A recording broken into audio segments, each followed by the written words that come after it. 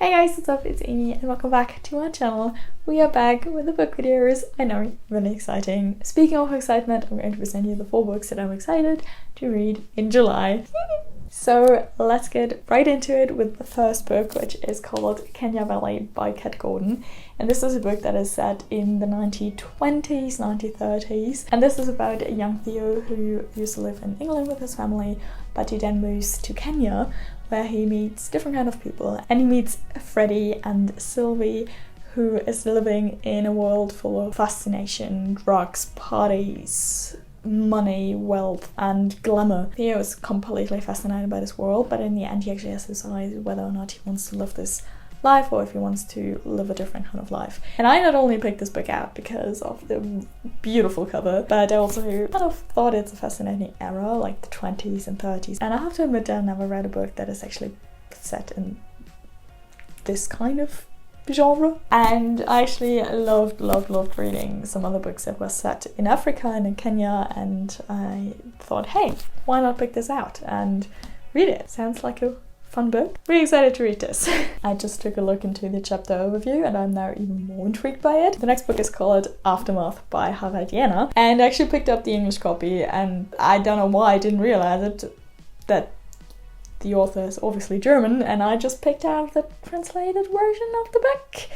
Probably way more. Anyway, this book is about the life in the fallout of the Third Reich, and this is a book that is placed in post-war Germany. This isn't a fictional book, this is a very much historical realness. Yeah, but basically this isn't a fiction book. This book is all about how the Germans, after the war ended, stood up again and built the community that we are today, and how the Germans were able to form a functional society again and also respect the powers of the world and also form their own society with power again, because, you know, history, not so great. But the reason why I just said that I'm even more excited to read this book, I picked this out in our bookstore. You know, I was extremely intrigued by it because I currently produce a TV show that is set in the 1950s in post-war Germany, and it's all about the society and how the society made their way to the society that it is today. So I thought, you know, interesting kind of topic, seeing directly where most of the people come from. I have to say, I am German. We learn a lot about German history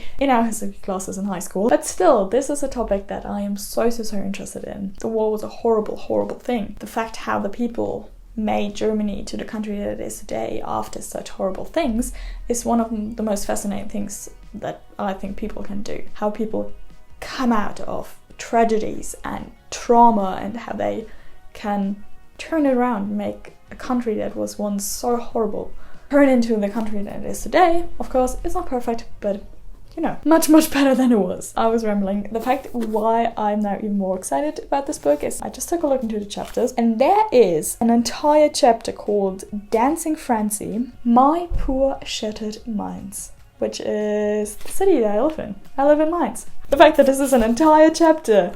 What is going on? Let me see. No, he is not a Mainzer fellow.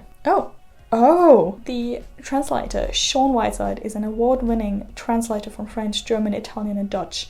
Not so bad after all. I'm actually excited to read this book and to learn more about our history. My history as a German. Talking about historical significance and all this stuff, my next read that I'm really excited to read as well is Middle England by Jonathan Coe. This book is set in England during times of Brexit and referendums, and a society that is basically split into multiple parties. This follows the stories of different people in different communities and how they were impacted by Brexit and everything that was happening around it. I don't actually know much about Britain and Great Britain and England. I'm a big fan of Ireland, but you know, Great Britain per se isn't something that I am very much, I don't have the words for it, but yeah, basically Great Britain isn't the country that I am very much investigated in. The only thing that I really like are the royal and the royal family, and I do know my fair share about them, but not about the society. And I thought that this is such a fun concept because, you know, these things happened during a time where I was kind of interested in politics and kind of, you know, seeing what the world has to offer and seeing what people do in the country that is very close to my home was kind of strange. You never really saw it coming, and then strange referendums, and yeah, excited to read this book to learn more about this. Even though this is fictional, I think, don't quote me on that, I still think that this is going to be brilliant, so excited to read this. Talking about England, I don't know if my next buy was actually influenced by the fact that I'm rewatching The Royals again. I just said that I do know my fair bit about the Royals and the Queen and the royal family itself. And I am so excited to read this next book. It is completely out of my typical comfort zone when it comes to genres.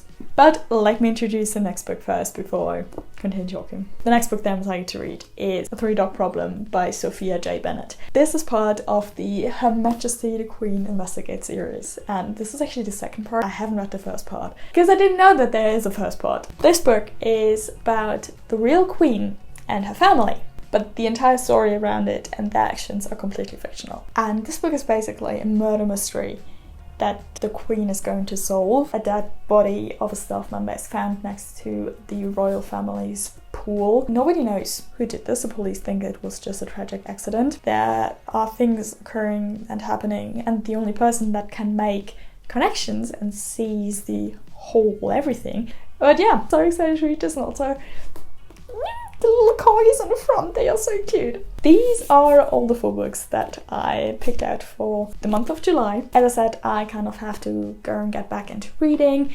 I haven't had much time to read in the past couple of months. At least not as much time as I wish I'd have. But yeah, I just recently went back into the bookstore to treat myself, and I realized books make me so happy. And whenever I read a book, I'm so happy because I know, yay, I finished another great story, or not so great story depending on the book, but mostly great stories. Reading makes me feel great, but I just frankly do not have much time. But I'm hoping to get back into reading with you guys, because that's why I'm making videos, kind of making myself responsible and accountable. That's on the internet. I'm going to read these books in July, and I'm going to talk about them very soon, hopefully.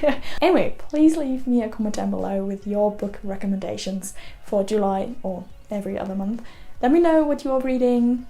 I'm interested, and that's it for this video. Thank you so much for watching. I'm still holding my book here. Thank you so much for watching, and I will see you in my next video. Bye!